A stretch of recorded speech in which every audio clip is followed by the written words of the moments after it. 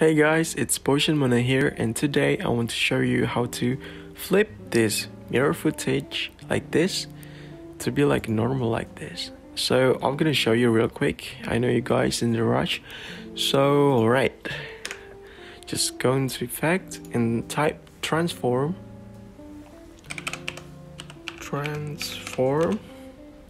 and as you can see here on the distort folder there's a transform, and drag it into a footage